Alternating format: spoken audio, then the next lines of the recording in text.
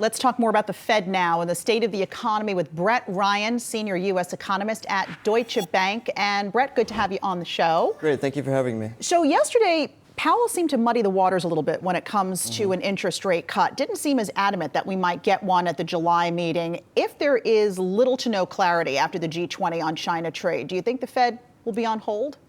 I think that the Fed's rate cuts are actually premised on more than just the G20, although the G20 is an important component, and Powell stressed the near-term data is going to inform them.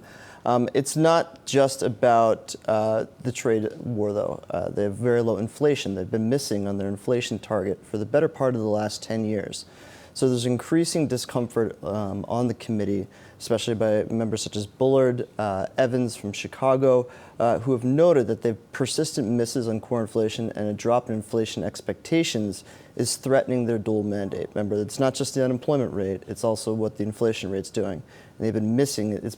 Since inflation has been too low recently, they feel they have some room to ease a bit. And so it makes sense. Right, where do you feel as though the U.S. economy is growing right now? We have pretty dour, I think, commentary from FedEx, Micron, even to a lesser extent General Mills. These are some three heavyweight companies. And you also have a lot of, sorry to interrupt you, but a lot of reports out there that are pointing to a slowdown. Yeah, so the signs on the healthy economy to the negative are starting to pile up.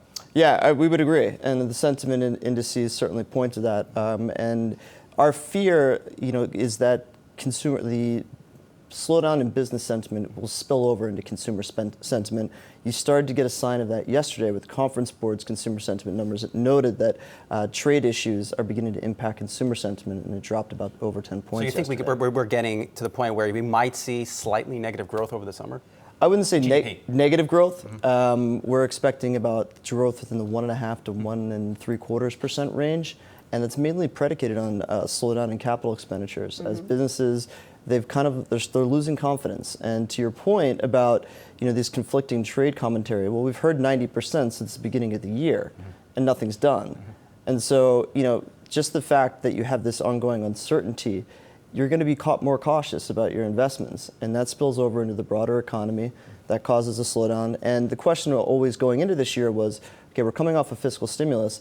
Are we slowing to a 2.3% range from 3% growth to 2.5%, or are we going to be going 1.25% to 2%?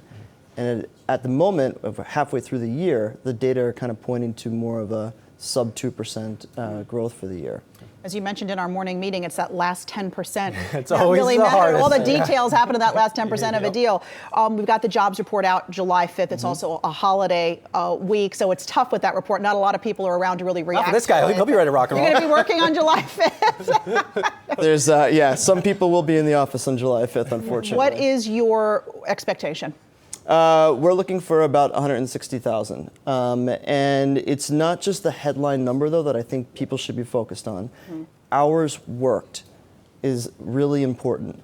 Because remember, when it comes to generating income in the economy, it's not just the number of people that are employed, it's the hours that they're working and then the wages. And in the last report, what we saw was weak on all three fronts.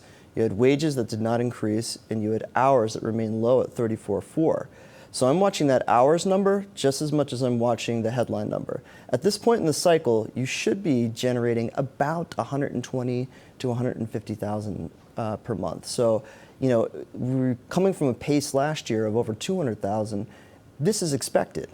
It's just a question of how much are we slowing, and then when you think about it, what happens first? Companies cut back on hours. They cut back on overtime first. Then they cut back on hours. Then they cut back on employment. So manufacturing overtime hours are down 7% year over year right now. It's a good thing to look out for in the report. That's something to follow.